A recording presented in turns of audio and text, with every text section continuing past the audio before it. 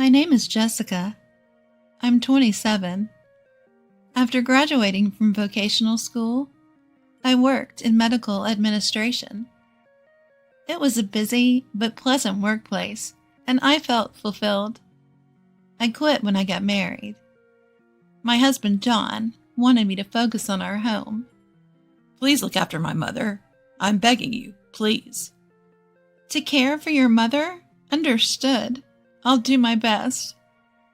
I'm not the type to stick to a career. I had no doubts about going where I was asked to go, as I was asked. I met John through my friend, and we got married after a year of dating. At the time, he had already lost his father to illness and was living with his mother. This will be a big help. My mother's bedridden, you know. I worry about her being all alone. It's understandable. We can't leave your mother alone. I was told that his mother had fallen ill shortly after his father's passing. Since then, she hadn't been active, and John took care of most of the housework. My mother-in-law warmly welcomed me. Let John handle the outside work, and please take over the house for me. Yes, mother-in-law. I look forward to working with you. I had no complaints about my relationship with my mother-in-law. After all, she was bedridden with illness. I was in a dominant position and had control over everything. The problem was my relationship with John.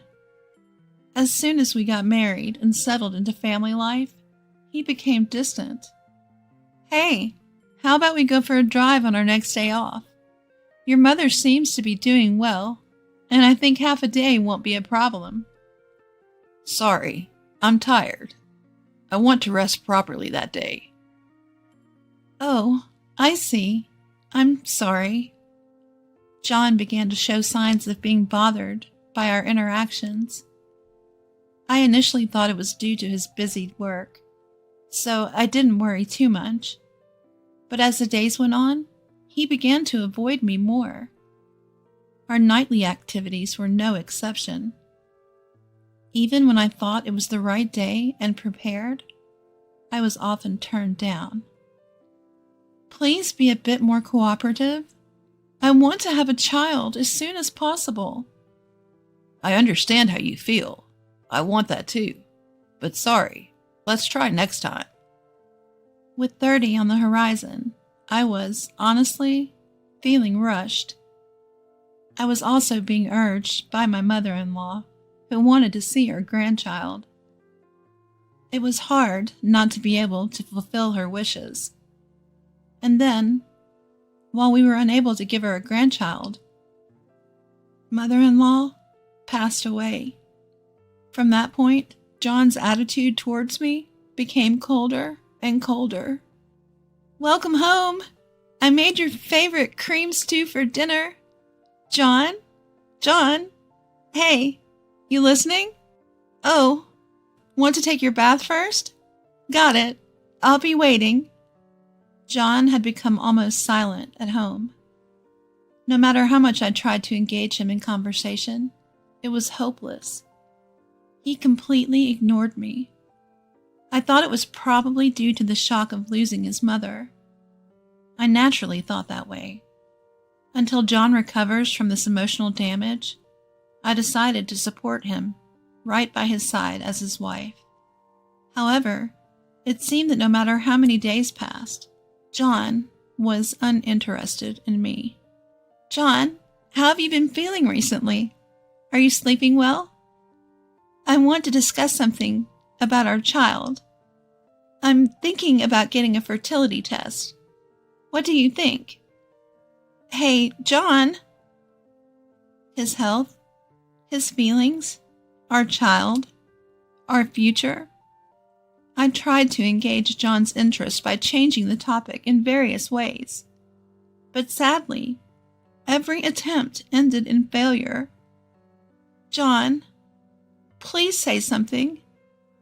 Have I done something to upset you? If there's something you don't like or want me to change, please tell me, John. Despite my earnest pleas, John didn't lend an ear. His ignoring me continued for a whole month.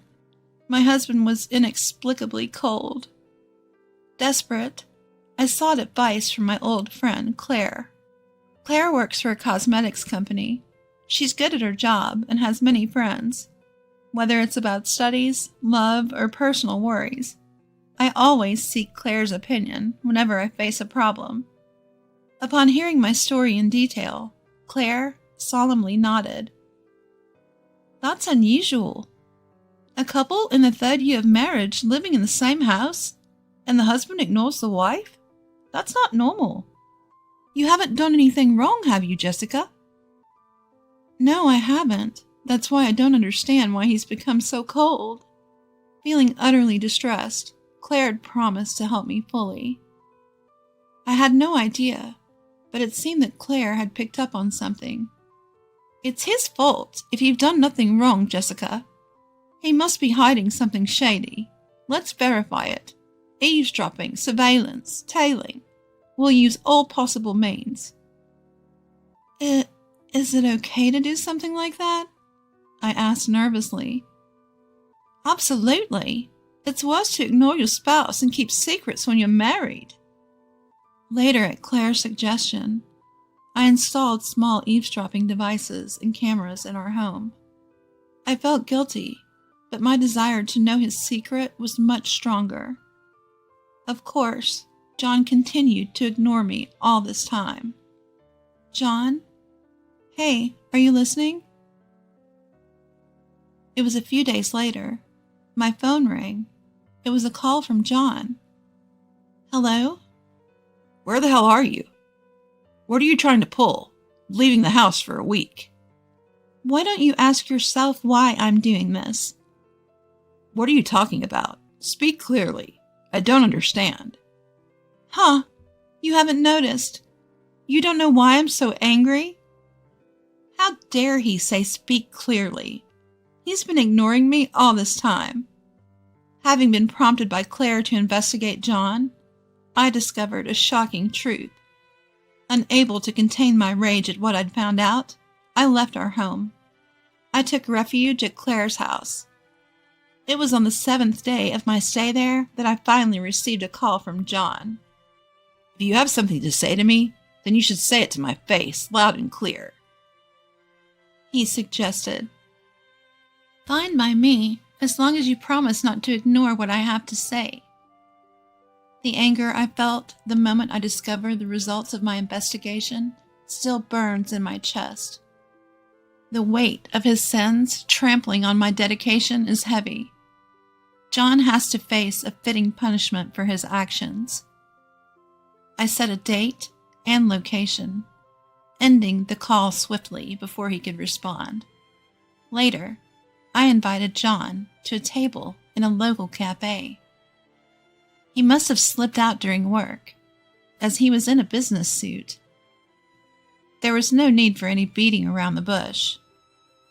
I laid out the evidence I had collected so far on the table. What is this? Hey, wait! Stop it, Jessica! Don't lay out these things! He protested. If you don't like it, why don't you pick them up yourself? It doesn't matter, right? I can print out as many as I want. When did you take these photos? What I had laid out on the table were incriminating photos. They were all shots of John with his mistress, walking in the downtown area with arms folded, scenes of them entering a hotel together, and the woman in all the photos was the same person. Her name was Mary, as I had found out during my investigation. I also have audio data. Would you like to listen to it right here? I asked. Audio? He responded, shocked. I tapped the screen of my smartphone. Immediately, a conversation between John and Mary started streaming. Hey, John, when is our housemaid planning on leaving? She'll be gone soon. She's losing her patience and will probably suggest a divorce. I wish she would just blow up at us saying, "Stop ignoring me." That would be the easiest for me. This is such a long-term scheme. Well, That's just like you, John, isn't it?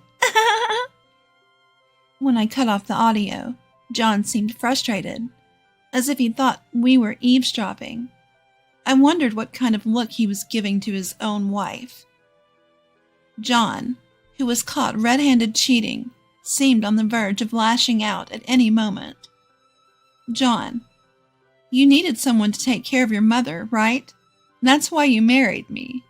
Now that your mother has passed away, I'm no longer needed. John's real intention was Mary all along. But Mary had no intention of taking care of her mother-in-law, and so I, who had no objections to caregiving, was chosen for the role. If someone could just take on this bothersome duty, I guess he didn't care who it was. After his mother passed away, the housemaid was no longer needed. The plan to make life unpleasant and trigger a divorce. What a petty, mean, and unreasonable way to behave. It's disrespecting the sanctity of marriage. The only saving grace is that you and I have no children. Children, huh? About children. You knew, didn't you? You never planned on having them because you knew we would separate. If we did have children, he would have to pay child support after the divorce. John had no doubt planned all of this. Upon my pointing this out, John let out a heavy sigh. Most of what you say is true. I married you intending to leave you from the start. You're the worst. What do you think my life is? My bad. That said, it does save me a lot of trouble. Let's get divorced. Of course. But after I finish speaking with someone else. Someone else? You can't mean... 2 women arrived just in time saying, "Sorry to keep you waiting." What? John? So that means you're the housemaid? I'm not a housemaid. I'm his wife. For now, anyway. Thank you, Claire. You're welcome. What? I thought you were looking for new cosmetics to review. I'm sorry, that was a lie. What I was actually looking for was my best friend's husband's mistress, in other words, you. Claire seated Mary next to John. I showed her the same evidence photos of the affair as before. Mary's reaction was like that of a child caught red-handed in mischief. She didn't seem to quite grasp the severity of the situation. Well, it didn't matter. Whatever her attitude, what I needed to do remained the same. I'm going to demand compensation from both of you. What? What are you saying? Why should I have to pay compensation? I've done nothing wrong. Have I done something to trouble you? Do you really mean that? I've confirmed that Mary herself is married. Does she not find it troubling that her own husband is involved with another woman? She is the daughter of a wealthy family, but she seems completely detached from reality. You were aware that John was married when you entered into a relationship with him, correct? Well, yes, but That's already over the line. Adultery. That's why you're being demanded compensation. Do you understand? I've been greatly inconvenienced by your relationship with John. I was there first. I was with John before you got married. Seems so. You were in a relationship with John before he and I got married. But it doesn't matter who was first. You committed adultery. That's enough. Whether she didn't understand or didn't want to, persuading Mary was a chore. Eventually, she slumped onto the table crying. She kept wailing that her dad would definitely scold her. I wonder if she means her husband. I thought of informing her that I'd be sending a certified letter in the near future, but decided against it. I'd have to start by explaining what a certified letter was. While I was interacting with Mary, John remained silent with a solemn look on his face. John, sign these 2 documents. They're the divorce agreement and divorce petition. $30,000 for compensation? Isn't that too much? Hey, don't go judging the extent of my mental distress, all right? At my words, John closed his mouth for good. All that could be heard in the restaurant after that was Mary's sniffling sobs. Later, my divorce from John went through without any problems. I was able to confirm that the compensation and asset distribution were transferred into the specified bank account in one lump sum. I decided to use that money to move into a slightly more expensive apartment. A fresh start in life, at last. It was a luxury I afforded myself to stir up my spirits. Apparently, John had to sell his childhood home to pay the compensation money. It's a pitiful thing that after paying the necessary amount, his money was pretty much down to zero. Though it couldn't be helped since the $30,000 he paid me wasn't the only thing he had to settle. Seems like John's going to end up paying well over $100,000, doesn't it? It seems that way. After all, he's been hit with a damages claim from his company. The wife of an executive at one of John's company's crucial clients. That was Mary. The executive, unaware of the situation, was reportedly enraged after reading the certified mail I sent. I sent pictures as evidence, so Mary had no way to deny it. Moreover, Mary was helping John by leaking her husband's company information. This affair and the ensuing fraudulent act created a major issue between the two companies. John seems to have lost his place. He's not only been given the cold shoulder by his superiors and colleagues, but also been fired and slapped with a huge amount of damages. One of them explained, "Poor guy, though he brought it upon himself. Do you think he'll be repaying this debt for the rest of his life?" In all honesty, that's what I believe will happen. John's future looks bleak. He's probably racking his brains right now because of the overwhelming cost of his affair. Later on, it appears John had a hard time finding another job. He gave up on full-time employment and was reduced to making ends meet through odd jobs. There are also rumors that the managing director was working behind the scenes to prevent John from getting a new job. However, the truth of this matter is uncertain, and it's doubtful anyone would gain anything by trying to confirm it. John, who had also gone through a divorce, reconnected with Mary, another divorcee, and they started to live together. But it seems that their living situation is not going well. After all, Mary is quite a spender. She really spends money like water. Picking in a warehouse, cleaning, moving jobs, checking automobile parts. The money John painstakingly saves up from these jobs, Mary can spend in an instant. All for the things she wants, like cosmetics, makeup, bags, and clothes. They can't seem to stop arguing about how to spend money. So despite the fact that they are not cheating on each other anymore, it seems that their relationship is strained. I heard this story directly from John himself over the phone. He came to me asking for financial assistance because life was tough. What did you do then? Of course I refused. I'm under no obligation to help them. Who would want to help those two? After all, they are the ones who used to call me a maid behind my back. Yeah, it doesn't matter what happens to them. After the divorce, I returned to my job in medical administration, and am working happily at my new workplace. I am so busy that my head is spinning, but that's what suits me best now. When I have free time, I inadvertently remember unpleasant things and feel gloomy. The other day, I encountered the embodiment of those unpleasant things. None other than John himself. It was on my way home from work. A lonely twilight road.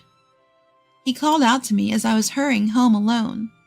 I turned around and was speechless for a moment. His hair and beard had grown out.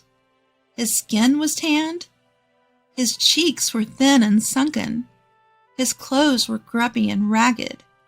I was surprised and appalled at the sight of John, who had completely changed.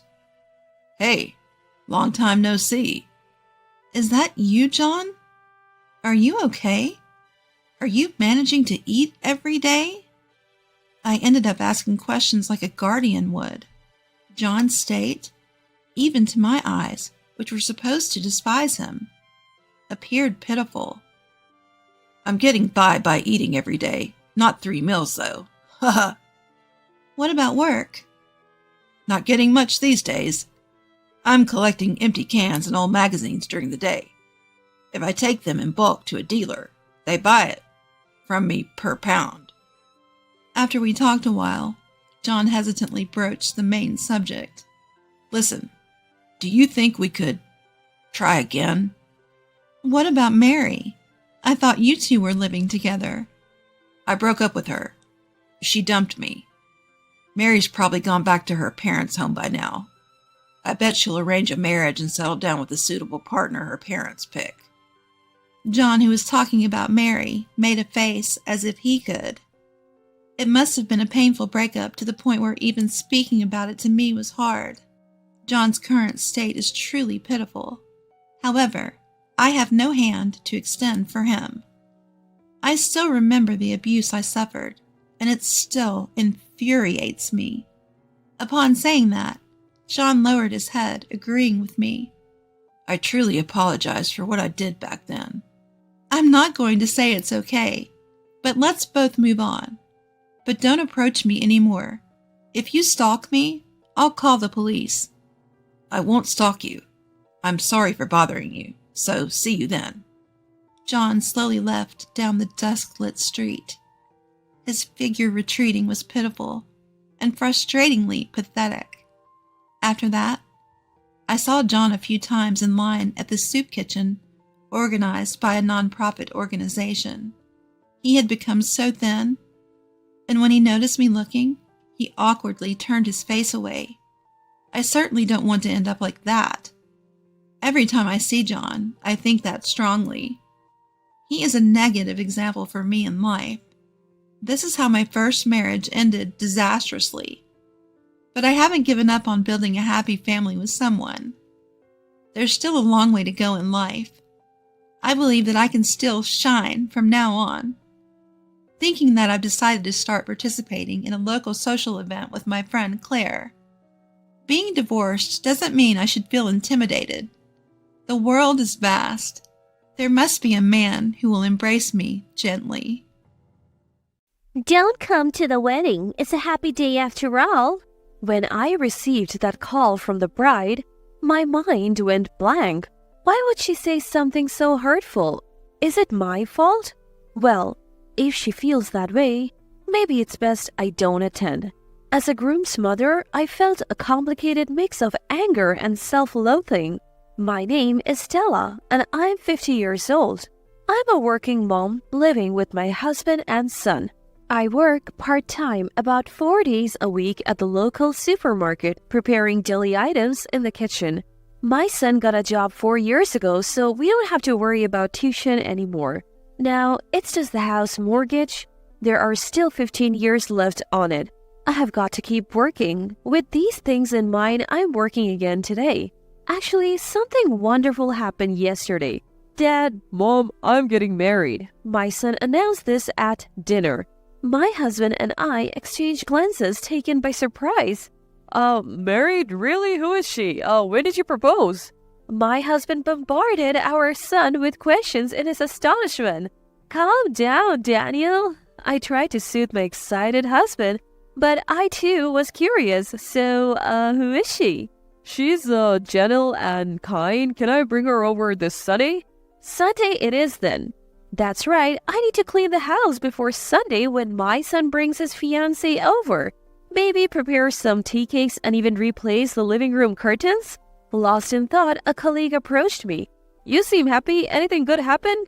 Everyone in the kitchen wears large masks, so facial expressions are hidden, but did my good mood still shine through? Feeling a bit embarrassed, I replied, You caught me. My son is getting married. Oh, congratulations. How old is your son? He's 27 this year, finally done with parenting. It felt like a weight lifted off my shoulders. Despite everything, I couldn't believe my son was getting married. You know, my son's bringing his girlfriend over this Sunday. I couldn't help but share my excitement. I can't wait. Wonder what she's like. He told me she's a gentle and kind person. I'm sure she's wonderful. I eagerly awaited Sunday. When the day finally came, I put on a bit more makeup than usual. Gotta make a good first impression. I looked in the mirror, checking my reflection. A reddish scar stretched from my right cheek to my ear.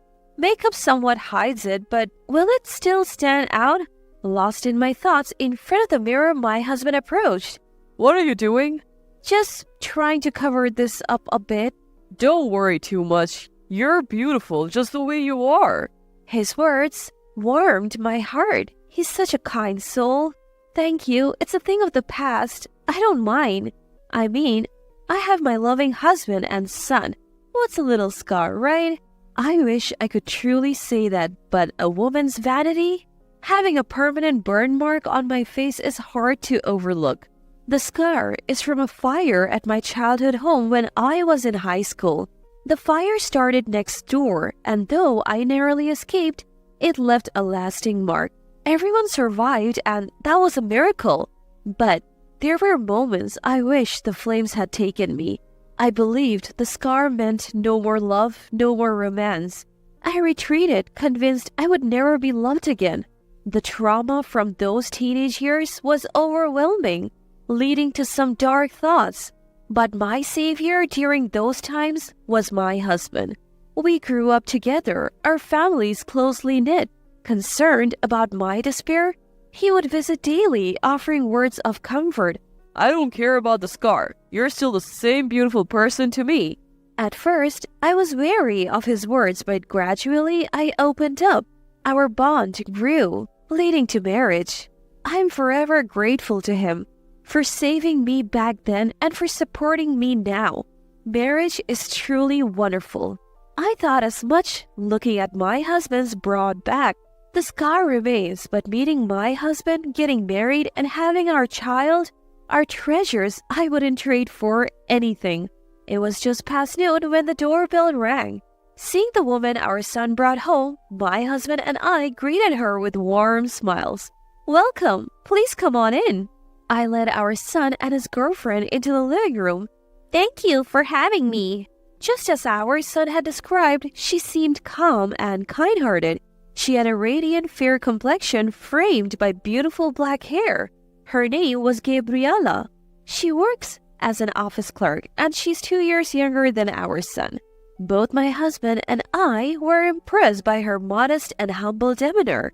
I felt so relieved. She seemed like a good person. I let out a sigh of contentment. So, where are you from? My husband asked, trying to ease any tension. I'm from Charleston, South Carolina. Ah, Charleston. Beautiful views and delicious food. A wonderful place. Thank you. What do you do for a living? I drive a taxi. That's impressive, making a living driving. My husband spoke gently and Gabriela replied in the same calm manner. Our son looked relieved seeing them interact. I'm so glad you have brought such a beautiful person into our lives, I whispered to him. You know, she's way out of my league. He replied, blushing. I looked forward to their future together. He might be a handful sometimes, but please take care of him, I said to Gabriela. But she just gave me a vague smile, not meeting my eyes. Maybe she was still nervous? I tried to engage her more in the conversation, but she only offered polite smiles to my efforts. Is your job demanding? It's okay. Do you have any hobbies? Not really. Our conversation didn't flow as I hoped. She seemed comfortable chatting with my husband. I wondered what the difference was. Was she wary of me as her future mother-in-law? I sat there feeling somewhat isolated during what was supposed to be a bonding family meeting. Yet I noticed she kept glancing at me. Is something wrong? No, nothing. I had a hunch. It must be about the scar from my burn. Should I explain it to her? But then again, sharing a sad story on such a happy occasion didn't feel right. As I pondered this, it became time to wrap up. The day ended without us having a meaningful conversation. I didn't think she was a bad person, but I felt we just weren't on the same wavelength. Even though I had only spent a few hours with her, I had that gut feeling. Still, I wanted to celebrate their marriage grandly. After all, what matters is that they love each other. Parents shouldn't interfere too much. That's what I decided. The two got their marriage license and decided to hold a wedding ceremony a year later. Since she was a child, the bride had always dreamed of a grand wedding and was adamant about sparing no expense. I had heard a few times from my son about how particular his bride-to-be was. I sometimes wished I had my own big wedding. I never did. Conscious of the burn scars, I felt a twinge of envy. I guess it's every girl's dream, but right now I'm happy. My son moved out and it's just me and my husband. It feels refreshing, like we're newlyweds again. From now on, if we can live modestly in our old age, that's enough for us. Hey, What is it, Daniel? did you send something to Gabriella? Yes, I sent her the oranges our neighbor gave us. I had sent her a share of what we got a few days ago. Why did my husband know about it? They said it arrived crushed and rotten. What? They were fine when I sent them? Oh, maybe a few bad ones got mixed in and rotted? I immediately called my daughter-in-law. I am so sorry. I thought I checked them thoroughly. I would prefer if you didn't send gifts like that again. It's a bother. For some reason, she sounded hostile. But it was clear I was at fault, so I apologized deeply. I'm truly sorry. I won't send anything again. Also, we're pretty busy over here, so if you could refrain from calling too often. I understand. I'll be more mindful. She abruptly hung up. The only time I had called was to ask about the wedding. Did she really despise calls from her mother-in-law that much? She seemed like a completely different person from when we first met. Maybe it's best to limit our interactions. As I thought that and decided to limit my communication, my phone rang. Hello, Mom? It was a call from my son. What's up? Did something happen? Well, Gabriella mentioned that Mom was being cold to her. Did something happen? It's not that I'm being cold. You two are newlyweds, and you wouldn't want your mother meddling too much, right? That's not true. She said she wants to get along. I was about to exclaim in disbelief, but stopped myself. There is no point in me being stubborn here. Their wedding is just a few months away. Rumors of family conflict would be uncomfortable for both of them. I tried to maintain a distant relationship, but what if the daughter-in-law is trying to defame me? That feeling lingered. Then, a week before the wedding, it was during the weekday. Hello? Oh, is this mother-in-law? It's me. Oh, what's going on? It was a rare call from the daughter-in-law. It's almost been a year since their marriage certificate was issued and our awkward relationship continues. This sudden call from her, what could it be? Actually, about the wedding, can you not attend? What? Why all of a sudden? I exclaimed in surprise. Your burn scar is disgusting. It's like you're a monster. It would ruin the whole wedding. So can you understand how I feel and not come? I was lost for words at this sudden insult. I was barely able to stand while holding the phone. Daughter-in-law continued pouring out her frustrations. She had disliked me since the family meeting day. That cold demeanor and ambiguous responses were because she was uncomfortable with me. As she imagines her ideal wedding, my presence seems like a stain on it. She went into great detail. You're disgusting. Why don't you voluntarily back out? How could you live looking like that? Daughter-in-law continued to coldly berate me without any remorse. She had always despised me. I should have noticed earlier and distanced myself. It's too late now. The rift between daughter-in-law and me became insurmountable. Thinking I had to get along feels so naive now. So you're telling me to skip the wedding, right? Yes, that's right. Fine. Great. Please don't come to the venue on the day. Just say you weren't feeling well. All right, I'll do that. With that, I hung up the phone with a click. Skip the wedding? Does she even know who she's talking to? Challenge accepted. I'll gladly miss it. But with that determination, I couldn't hold back the tears. On the day of the wedding, I truly didn't attend. The ceremony was scheduled for 12 p.m. But even after 10 a.m., I was relaxing at home watching TV. Suddenly, my cell phone rang loudly. Hello? Hello, mother-in-law? Father-in-law isn't here yet.